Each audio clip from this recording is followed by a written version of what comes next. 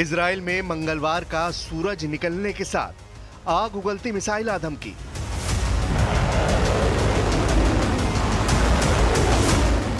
Houthi लड़ाकों ने फिर इजराइल को दहलाया। यह एक ऐसे युद्ध का विस्तार है जिसकी जद में ईरान भी आ गया है, लेकिन फिलहाल इजराइल उस कमांडर के सफाए में जुट गया है जिसने ईरान की खातिर नेतन्याहू आर्मी को परेशान कर रखा है। Abdul Malik Badruddin al Houthi Israel का दुश्मन नंबर 1, जिसका सिर काट लेने की धमकी इजराइल ने दी है। हूती फाइटर्स के टॉप कमांडर का खात्मा इजराइल ठीक उसी अंदाज में करने की वार्निंग दे रहा है जैसे हमास के चीफ हानिया और सिनवार का किया गया।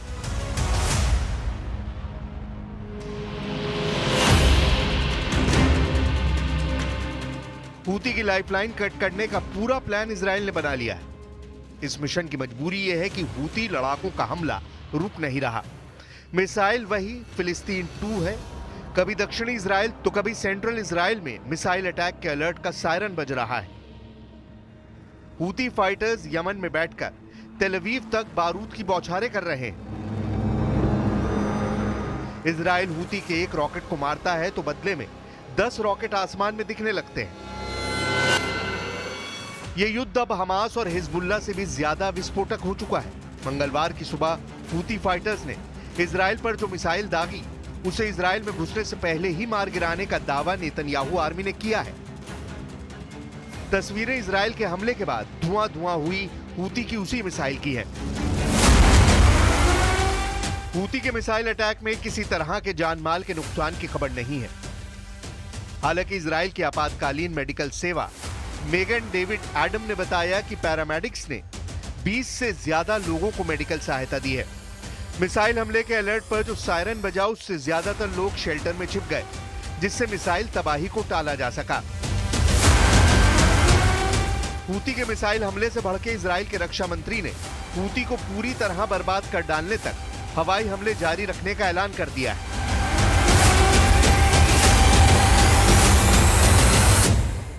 ונערוף את ראש מנהיגיו בדיוק כמו שעשינו להניע סינואר ונסראללה בטהרן, עזה ובלבנון, נעשה בחודדה ובצנע। हूती फाइटर्स से नेतन्याहू पहले ही आर पार के युद्ध का ऐलान कर चुके हैं। मोसाद चीफ ने भी हूती फाइटर्स के सफाए को टॉप पर रखा है। मतलब हमास और हिजबुल्लाह के बाद हूती की तबाही की तैयारी पूरी हो चुकी है। तो क्या इजराइल के लिए अब्दुल मलिक हूती को निशाना बनाना आसान है? क्या हानिया और नसरल्ला की तरह घर में घुसकर इजराइल हूती चीफ को हलाक करेगा? इजराइल को ललकार कर हमला करने वाले हूती लड़ाके जब अमेरिका से नहीं डरते तो क्या नेतन्याहू इन्हें काबू में कर पाएंगे? हमास और हिजबुल्लाह से कितना पावरफुल है हूती? हूती फाइटर्स को ईरान का रॉकेटबाज कहा जाता है। यह शिया मुसलमानों का लड़ाका ग्रुप है। मिडिल ईस्ट आई की रिपोर्ट के मुताबिक हूती फाइटर ग्रुप यमन के हूती आंदोलन के दौर में 1990 में बना।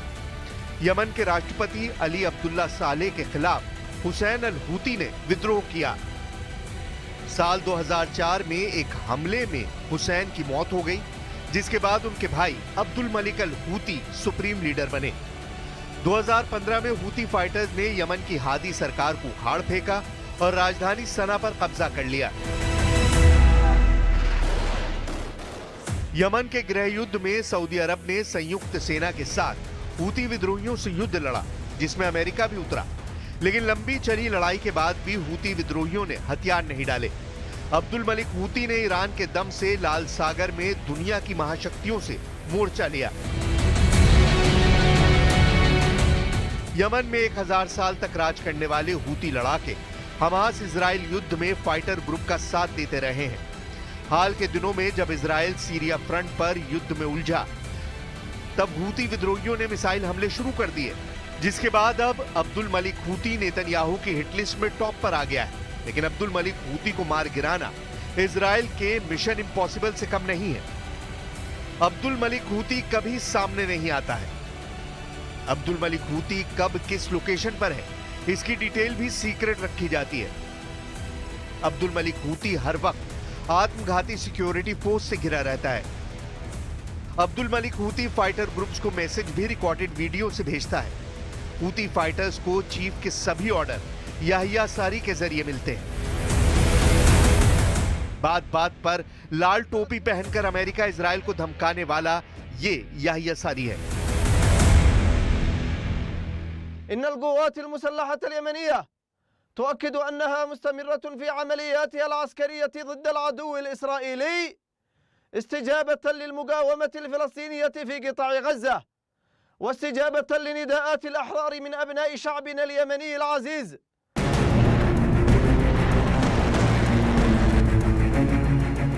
हूती फाइटर्स ने लाल सागर में जब से अमेरिका के जंगी जेट को मार गिराने का दावा किया है, वो खुद को अजय समझने लगे हैं। हालांकि इजराइल अपने दुश्मनों का क्या हाल करता है, ये हूती लड़ाके अच्छी तरह जानते हैं।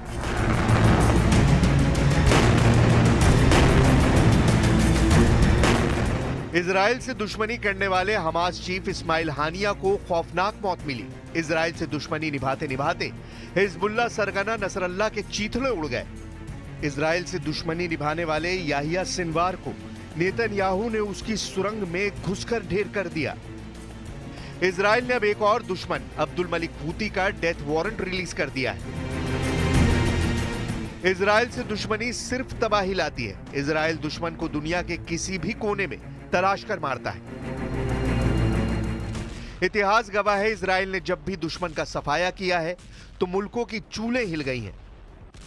इसलिए कहा जा रहा है कि अब्दुल मलिक हूती का मौत से सामना किसी भी दिन हो सकता है।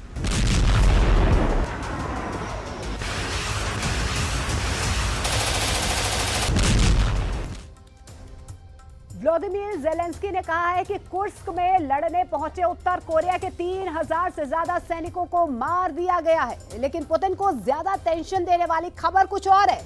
ज़ेलेंस्की ने रूस का खून बहाने के लिए 10 खतरनाक प्रोजेक्ट्स शुरू किए हैं।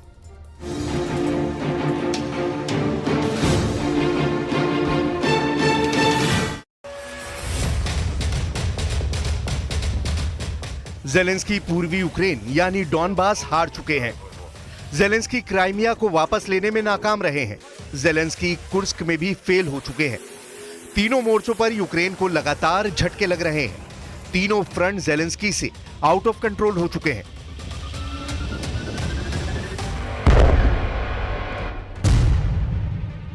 ऐसे में ज़ेलेंस्की ने बना लिया है एक ऐसा वॉर टॉनिक जो यूक्रेन की सेना को हारते हुए मोर्चे पर फिर से जिंदा कर देगा।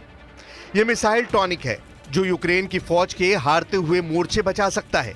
इस मिसाइल टॉनिक को लेकर इकोनॉमिस्ट मैगजीन ने यह खबर छापी है और बताया है कि यूक्रेन के सीक्रेट मिसाइल प्रोग्राम में क्या चल रहा है।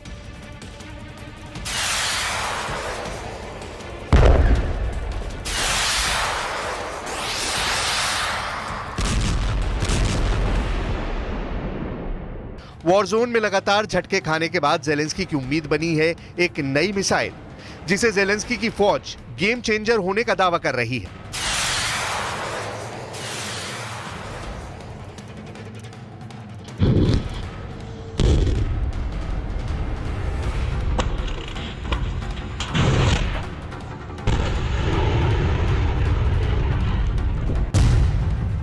ज़ेलेंस्की ने तैयार कर ली है यूक्रेन की क्रूज मिसाइल।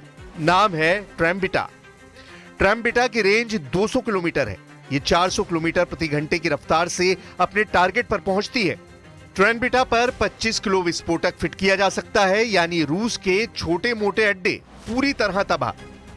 Лідерам, кожному із наших партнерів, хто сьогодні висловив підтримку Україні. Після чергового ракетного удару, балістика по Києву. Постраждали люди, на жаль, є загиблий, мої співчуття. Пошкоджені будинки, костел Святого Миколая, також є пошкодження в дипломатичних місіях. Усі вони розташовані в одній офісній будівлі. Албанія, Аргентина, Палестина, Північна Македонія, Португалія. ज़ेलेंस्की इस वक्त बहुत ज्यादा तनाव में है। ज़ेलेंस्की हर मोर्चे पर फेल हो रहे हैं और अब तो अमेरिका में डोनाल्ड ट्रंप के राष्ट्रपति बनने के बाद यूक्रेन का सरेंडर पक्का माना जा रहा है। लेकिन ज़ेलेंस्की 20 जनवरी के बाद भी लड़ना चाहते हैं और इसलिए ज़ेलेंस्की ने बहुत बड़ा टारगेट सेट कर लिया है। जेलेंस्की ने रूस को हराने के लिए 10 मिसाइल प्रोजेक्ट शुरू कर दिए हैं। यूक्रेन सरेंडर ना करे और युद्ध लंबा चले, इसके लिए जेलेंस्की ने 3000 मिसाइल बनाने की तैयारी कर ली है। ट्रम्बिटा खास इसलिए है क्योंकि ये यूक्रेन के अंदर ही उन अड्डों पर हमला करेगी जहां रूस की सेना मौजूद है। जेलेंस्की ने अब तक नेटो से मिली मिसाइलों और रॉकेटों का इस्तेमाल किया है, लेकिन ट्रम्बिटा जेलेंस्की के युद्ध वाले एजेंडे को जिंदा रखेगी, इस बात की गारंटी दी जा रही है। इस वक्त दो बातें यूक्रेन युद्ध का भविष्य तय करने वाली हैं। पहले हैं डोनाल्ड ट्रंप, जो 20 जनवरी को अमेरिका के राष्ट्रपति पद की शपथ लेने जा रहे हैं, और दूसरी है पुतिन की ओरेश्निक मिसाइल, जिसे पुतिन ने परमाणु बम का विकल्प बता दिया है। यानी एक तरफ ट्रंप युद्ध से पीछे हटेंगे, यूक्रेन की मदद बंद होगी, और दूसरी तरफ पुतिन की ओरेश्निक मिसाइल यूक्रेन के साथ साथ पूरे यूरोप को तबाह करने की गारंटी बन जाएगा।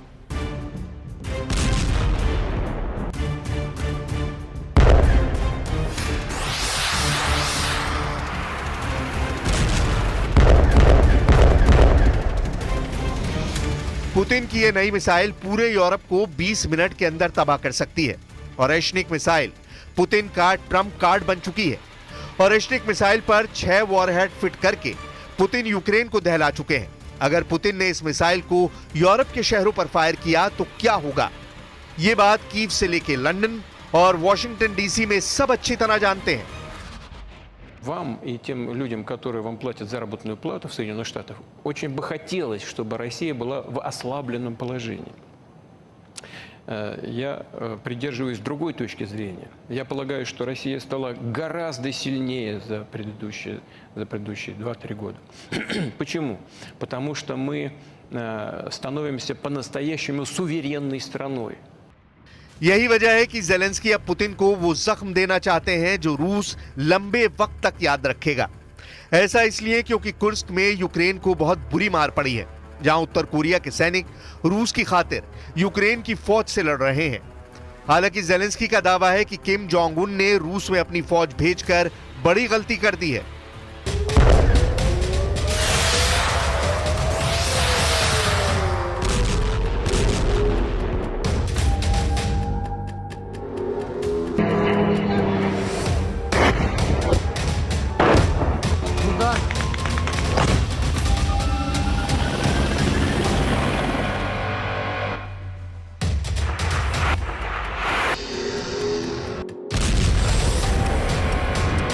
Поранених та вбитих північно-корейських солдатів.